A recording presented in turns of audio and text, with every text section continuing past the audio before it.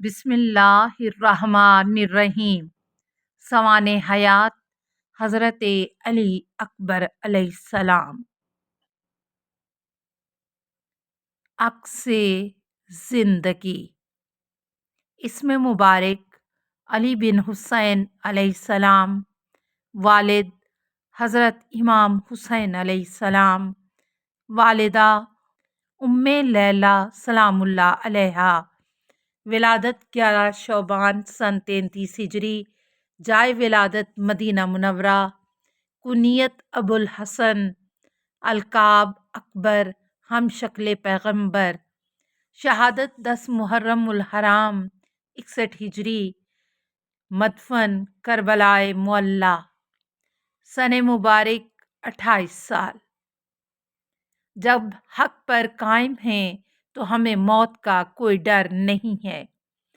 حضرت علی اکبر علیہ السلام ابی مخنف، واقعہ اللطف، صفحہ 276۔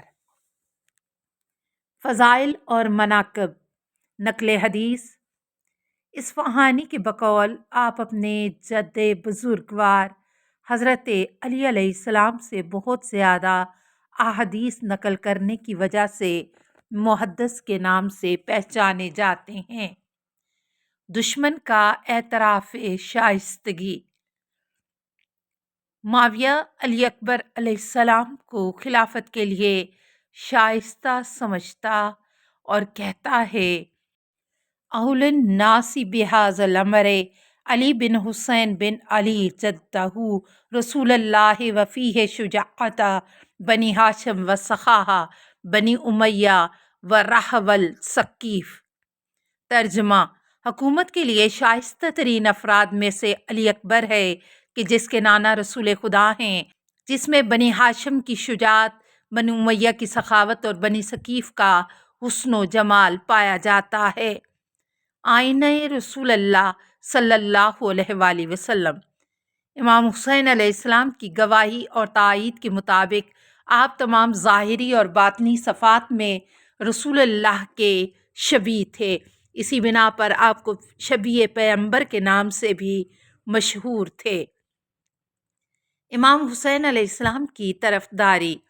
عاشورہ کے دن جب حضرت علی اکبر میدان کارزار میں وارد ہوئے تو ایک شخص نے بلند آواز میں کہا: اے علی، تو امیر المومنین یزید کے ساتھ رشتہ داری رکھتا ہے، لہٰذا ہم اس کی پاسداری کرتے ہیں، اگر تم چاہو تو ہم تمہیں امان دیتے ہیں۔ آپ نے جواب دیا: ان قرابۃ رسول اللہ احق ان ترحیٰ۔ ترجمہ: رسول اللہ کی قرابت زیادہ رعایت کا حق رکھتی ہے۔ کربلا میں بنی ہاشم کے پہلے شہید۔ اصفہانی اور ابی مخنف نے حضرت علی اکبر کو کربلا میں بنی ہاشم کا پہلا شہید لکھا ہے، نیز شہداء کی معروف زیارت نامے میں بھی یہی آیا ہے: السلام علیکہ یا اول قتیل من نسل خیر سلیل۔